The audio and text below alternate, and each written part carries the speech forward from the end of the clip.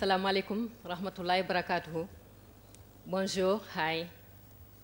Je voudrais que vous m'autorisiez une partialité, c'est-à-dire de saluer très particulièrement les femmes qui participent à ce congrès et à la caravane de l'espoir.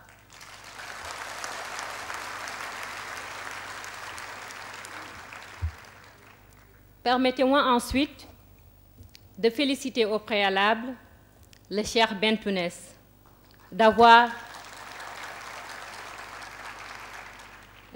initié cette rencontre internationale qui réunit durant une semaine les personnalités politiques, les responsables religieux, des penseurs, des spécialistes, des acteurs de terrain d'envergure pour réfléchir et débattre des défis majeurs qui interpellent aujourd'hui l'humanité et tenter de baliser les voies de solutions aux urgences planétaires auxquelles le monde du XXIe siècle est confronté aujourd'hui.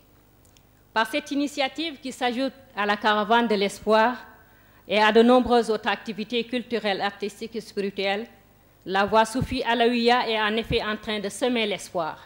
L'espoir dans cette Algérie longtemps meurtrie par des guerres, mais aussi à travers le monde traversé de plus en plus par des violences. C'est d'autant plus encourageant que la commémoration de ce centenaire veut qu'à terme, les conférences et ateliers tenus durant cette semaine aboutissent à des projets concrets et à des actions durables. C'est dire que nourrie par un passé d'enseignement millénaire du soufisme, la voie alaouia, fondée par le cheikh Alaouia, devient vivante et aujourd'hui tournée vers l'avenir et ancrée dans la modernité. C'est ce qu'il nous faut pour l'islam, pour qu'on ne dise plus que l'islam est arriéré. Merci de nous avoir conviés à cette fabuleuse rencontre et félicitations au cher Bentounès et à tous les membres de son équipe qui, comme des abeilles, ont patiemment tissé cette toile de la convergence des artisans du dialogue de la paix.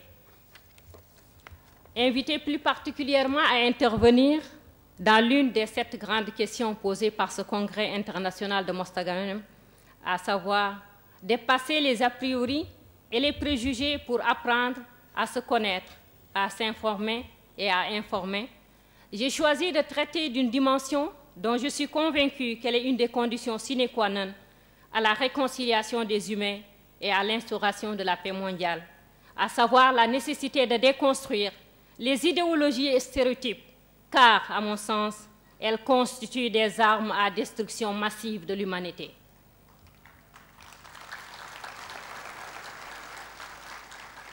En effet, l'humanité traverse aujourd'hui une crise environnementale tant physique que sociale. À notre sens, elle est le reflet de la rupture de l'harmonie, d'une part entre l'humain et la nature, et d'autre part entre les humains eux-mêmes. La première découle de l'abus des humains vis-à-vis de l'écosystème animal et végétal, et la seconde des abus entre les humains eux-mêmes, exaspérés par des idéologies et stéréotypes développés pour les justifier. Pourtant, au plan environnemental, déjà en 1971, la conférence de Stockholm avait tiré la cloche d'alarme, avertissant que si les habitudes et les comportements ne changeaient pas, l'humanité courait le risque d'une catastrophe écologique. Réchauffement planétaire, perte de biodiversité, inondations, etc., etc. Mais, engagé dans la course effrénée au développement, que je mets entre guillemets, parce que le développement sans un développement humain n'est pas un vrai développement. Donc, engagé dans la course effrénée au développement matériel, dans lequel aucun pays ne veut se laisser dépasser par un autre, mû par le désir d'asseoir sa puissance sur les autres nations, et aveuglés par l'avoir, les nations, surtout des pays dits développés, restèrent sourds au milieu de cette alerte du danger planétaire. 14 ans après, soit en 1983, face à l'inquiétude grandissante, les Nations Unies créèrent une commission mondiale sur l'environnement et le développement durable pour se pencher sur l'état de la planète dans tous les continents. Dans son rapport au titre éminemment significatif, à savoir la planète, notre avenir à tous, cette commission des Nations Unies, devenue célèbre sous le nom du rapport Brundtland, du nom de la présidente de la commission, l'ancien Premier ministre de Norvège, et je crois qu'elle est actuellement à l'OMS.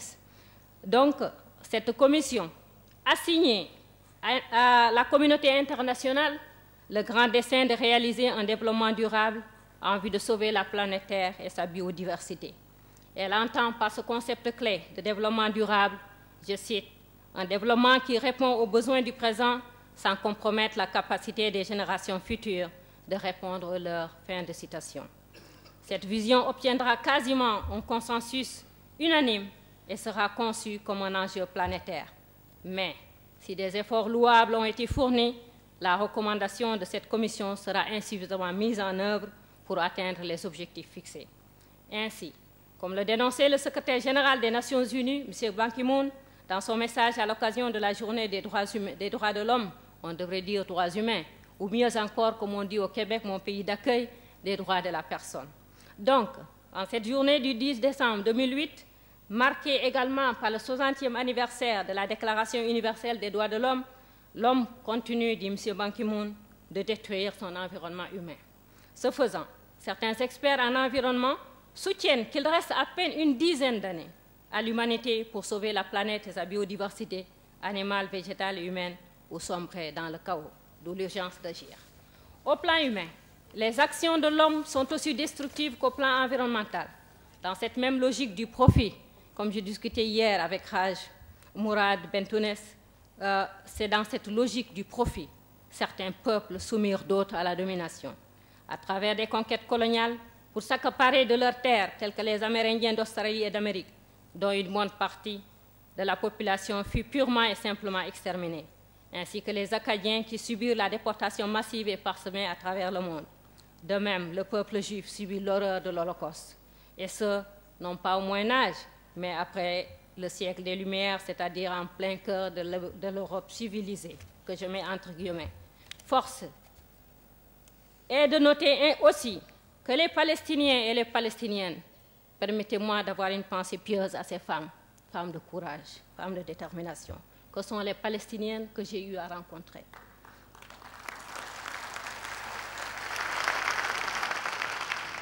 Je disais donc, parmi ces peuples soumis, force est de noter que le peuple palestinien est en train de payer depuis 60 ans, soit plus d'un demi-siècle, le prix d'une faute qu'ils n'ont pas commise, à savoir la Shoah et l'Holocauste juif. Ce peuple martyr subit depuis 1947 l'occupation et les agressions d'Israël, dont la dernière en date fut celle de mars-avril 2008, avec 34 jours de bombardements systématiques que le monde suivit avec effroi et indignation. Parlant de Palestine, en cette terre algérienne, je vous ferai part d'une image qui m'est restée dans ce voyage. Nous avions ce voyage de dialogue pour la paix en Palestine initié par le titulaire de la chaire en islam, de la chaire en recherche de l'islam, pluralisme et globalisation, que le Canada a eu à créer en 2005 et a rappelé un de ses fils, Patrice Brodeur, que je salue ici, il n'est pas là, mais c'est quelqu'un qui crée des ponts, comme le Cheikh Bentounes, comme Fawzi Skali, comme Cheikh Ibrahim Tijani, et tant d'autres, et tant d'autres. Donc, on était dans une petite ruelle, les unes étaient par rapport aux autres, et il y a une voiture qui passait. Elle a failli heurter une de nos membres, et le monsieur qui était à côté a fait le tour pour saluer la dame et pour s'excuser. Alors, il s'est excusé, et à la fin, il dit, « Vous êtes de quel pays ?» Il dit, « Je suis algérienne. » Le monsieur se met à genoux. Je vous dis littéralement à genoux. Il vous dit merci au peuple algérien de votre soutien inconditionnel depuis que nous avons notre cause. Donc je me permets ici de transmettre au peuple algérien, à ses dirigeants successifs qui n'ont jamais abandonné le peuple palestinien, qui ont toujours soutenu leur cause. Les Palestiniens vous sont très, très reconnaissants.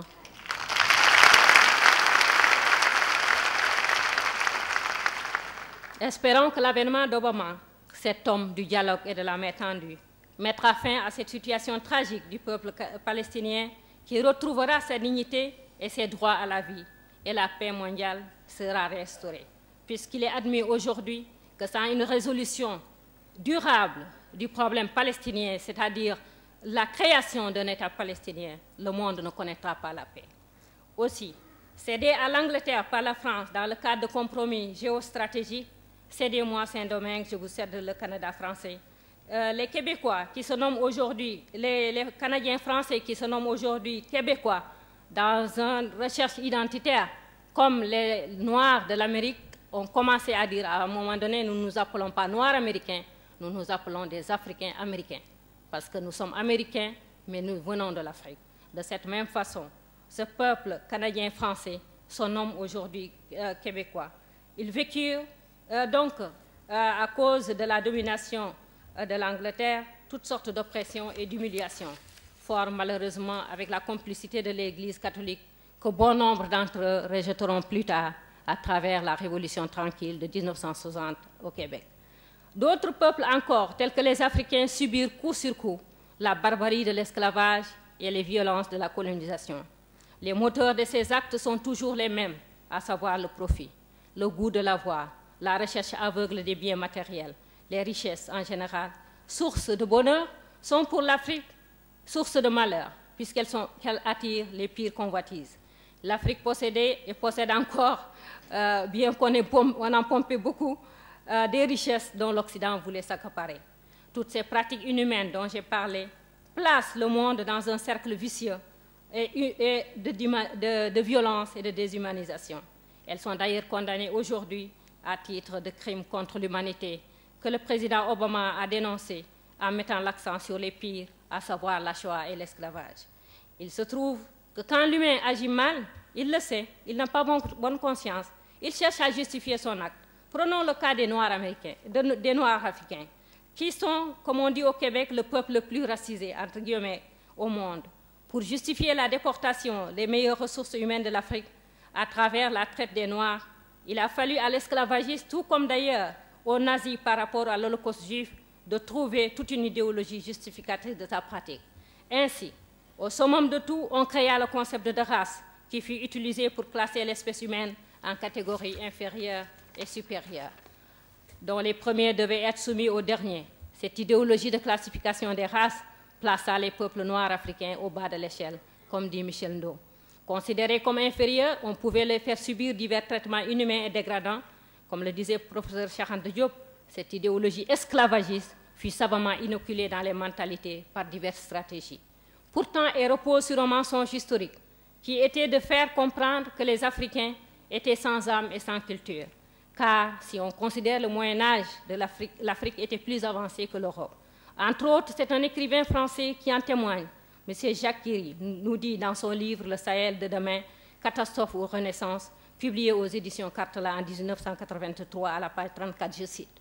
Au début du siècle, nos ancêtres ont beau considérer l'Afrique comme un continent de sauvages, l'écart entre l'Europe et l'Afrique n'est pas encore grand. Écoutons René Caillé, fils du paysan des Deux-Sèvres qui, fasciné par Tombouctou, parcourt le Sahel dans les années 1920. Il dit, René Caillé, « Je fus fasciné de trouver dans l'intérieur de l'Afrique l'agriculture à un tel degré d'avancement. » Fin de citation. Malgré les ravages de l'esclavage, Guéry nous dit encore que dans son sous-chapitre « Le Sahel des grands empires », je cite, « C'est une société qui ne se résigne pas non plus à la situation d'anarchie grandissante. Dès le XVIIIe siècle, des tentatives de recréer des États forts à l'abri de la traite négrière et des incursions du nomade pillard vont être faites, l'islam servant d'idéologie. » Plus loin, Guéry nous dit, persiste et signe en démontrant que l'Afrique était un continent des grands empires et de brillantes civilisations. Il dit, je cite, au XIXe siècle, les tentatives vont se multiplier. État Peul du Massina, État du Sokoto, empire tout couleur de la Jomar, mon arrière-grand-père, empire successif de Samori, empire de Rabat en Afrique centrale. Le Sahel, quelques décennies après la colonisation, connaît une sorte de renaissance ou de sursaut, mais il ne parviendra ni à retrouver son unité, ni à préserver son autonomie face à la vague colonisatrice. Cette résistance africaine à la colonisation, dont l'Algérie a porté haut le flambeau, de même que la survivance des Africains à l'esclavage, tant lors des déportations qu'au cœur de l'Amérique, où le commerce interne, le travail harassant dans les plantations, arracher les bébés à leur maman pour les vendre, séparer les familles en vendant chacun des membres à un esclavagiste différent, les lynchages, la mise à mort par des méthodes atroces, telles que faire bouffer vivant par des chiens des esclaves résistants. Je dis que cette résistance montre la force morale des Africains. C'est d'ailleurs grâce à leur spiritualité que ce peuple a survécu à toutes les tragédies. Mais si cet esclavage a fait très mal à l'Afrique noire, en pompant près de 100 millions de ses fils et filles, dont un quart a trouvé la mort au cours de la route vers le Nouveau Monde, l'Amérique, qu'ils sont venus mettre en valeur et développer, qui en fait d'ailleurs une première puissance mondiale aujourd'hui, c'est l'idéologie esclavagiste qui porte tort aux Africains d'origine et d'ascendance. Tel un cancer qui s'en prend au cerveau, celle-ci a envahi les mentalités et détermine les attitudes et les comportements vis-à-vis des communautés noires. Une étude a montré au Canada qu'un employeur préférait employer un Québécois qui a décroché au secondaire, c'est-à-dire qui n'a pas eu son brevet d'études, qu'un noir qui possède une maîtrise. Ils subissent tous, partout, des exclusions. On dit aujourd'hui l'immigration clandestine. Je dis, mais après avoir pompé nos richesses, après les amener dans le Nord, c'est de bonne grâce que ces gens viennent, eux, juste pour travailler et développer les sociétés occidentales. Car sinon...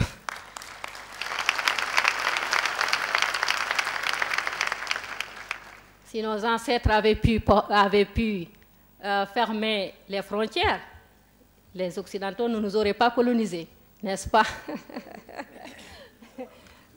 D'accord. Pourtant, bien des faits montrent que ces éléments sont sans fondement. En effet, un esprit critique, si on fait preuve d'esprit critique, l'intelligence de l'homme et de la femme noire n'est plus à démontrer. Il suffit de regarder autour de soi, de considérer les réussites dans les études, les classifications, les domaines complexes tels que la NASA, au sein de laquelle a travaillé l'astronaute africain d'origine malienne, Modibo Diarra, qui dirige actuellement le Microsoft Afrique. De même, cette intelligence, cette ingéniosité se manifeste dans les créations et découvertes dans tous les secteurs des Noirs. Il aurait fallu considérer le monde d'aujourd'hui, de constater que les êtres les plus en vie au XXe siècle sont issus de la race noire. Et l'avènement d'Obama, l'arrivée d'Obama à la tête de la première puissance mondiale, couronne ces réussites africaines d'origine et d'ascendance et devrait faire sauter les bases des idéologies racistes et leur lot de préjugés et de stéréotypes. Cependant, même si les Noirs américains le sont plus, les Africains le sont plus, ils ne sont pas les seuls à être victimes des stéréotypes et des a priori. Tous ceux qui ont subi la domination, telle que je l'ai montré, l'oppression et même le génocide comme les Juifs, ont eu leur lot d'a priori. On entend dire que l'Asiatique est sale, que l'Amérindien est sauvage, que le Québécois est naïf, que le Juif est méchant. Aussi, depuis l'après 11 septembre, l'Arabe ou le musulman est violent. Aujourd'hui, tout un courant idéologique s'acharne à démontrer que la violence est intrinsèque aux musulmans et que sa société est ignare et arriérée. Et je remercierai particulièrement M. Alain Crest d'avoir démontré, d'avoir étayé mes propos, comment se construisent des idéologies et des stéréotypes sur des bases fausses, telles que de dire 70 000 mariages forcés, alors que c'est faux comme il a démontré. Alors que l'un des mariages forcés, c'était entre la reine Diana et le prince Charles, qui ne l'aimait pas, qui aime la...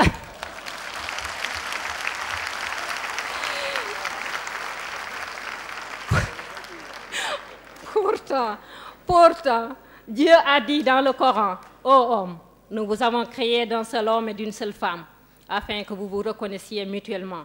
Le plus estimable entre vous aux yeux de Dieu est celui qui est le plus pieux. » En plus, le prophète de l'islam dit aux croyants, « Vous appartenez tous à Adam. Aucun arabe par rapport à un non-arabe, ni un blanc par rapport à un noir ne jouit d'un privilège hors de celui que de la piété. » La Bible, la Torah, le bouddhisme et d'autres grandes religions prônent cette même égalité humaine. S'éloignant de ces prescriptions, les stéréotypes développent la peur et le mépris de l'autre. Le pire est qu'elles réconfortent ceux qui en font usage. C'est cela que ces a priori, préjugés, stéréotypes, secrètes des idéologies racistes constituent des armes à destruction massive de l'humanité. Ils divisent les humains, créent des peurs et des méfiances, justifient les violences et les guerres, autres éléments destructifs. Il est temps de s'atteler à la destruction de ces idéologies, déconstruction de ces idéologies, démontrer qu'elles n'ont aucun fondement scientifique, comme l'a fait M. Alain Crest, mais motivées par le goût du profit, qui amène les dominants à appliquer des stratégies de diviser pour régner. Et il sera nécessaire de consacrer à ces constructions idéologiques beaucoup de temps, parce que, comme le disait le physicien Albert Einstein, il est plus facile de diviser un atome que de déconstruire un préjugé. Les soufis peuvent contribuer efficacement à cette déconstruction des idéologies afin de reconstruire l'unité de l'humanité, la création divine, tant humaine que naturelle. J'ai tenu à rappeler... Merci de conclure. Je vais terminer juste, s'il vous plaît. J'avais rappelé toutes les dispositions environnementales et la Commission disait « Un monde où la pauvreté et l'injustice sont endémiques sera toujours sujet aux crises. Prions donc afin qu'au nom d'Abraham, le père des religions monothéistes, j'ai nommé le christianisme, l'islam, le judaïsme et autres grandes religions telles que le bouddhisme, au nom de ses prophètes et de ses saints envoyés, connus et cachés, que le Dieu Tout-Puissant ouvre à présent les cœurs et éclaire les esprits de ces créatures humaines, les aide à finir avec les a priori, mettre terme aux stéréotypes et les visions racistes d'exclusion et d'oppression, à leurs agressions contre la nature, notre mère terre, comme le disent les peuples amérindiens, et que se restaure la paix, l'entente cordiale entre les peuples, les nations et les religions, entre les hommes et les femmes, les générations présentes et futures, les jeunes. Quand semble-t-il Bill Clinton a fait appel à Hussein de Jordanie qui luttait contre le cancer pour qu'il aide dans la réconciliation entre les Israéliens et les Palestiniens. Il paraît que Hussein de Jordanie leur a dit à Yasser Arafat et au Premier ministre, je crois que c'était Ariel Sharon, mais je ne suis pas sûre, la paix est le cadeau que nous devons offrir à nos enfants. La paix est le cadeau que nous devons offrir à nos enfants. Et j'ai eu le privilège d'être intégrée dans la délégation marocaine qui venait en Algérie. Et quand on est arrivé à l'aéroport, M. Ezdine et d'abord la délégation qui était vraiment bien organisée et bien conduite par M. Sefiane El Abedine et mon cousin Belkhasem et aussi M. Demou que j'ai la main tout à l'heure. Quand j'ai vu M. Ezdine Bentounes accueillir ces populations marocaines, les tenir dans les bras, j'ai eu un rêve. Je peux me permettre de plagier le révérend Martin Luther King, I have a dream. J'ai rêvé à l'unité maroco-algérienne.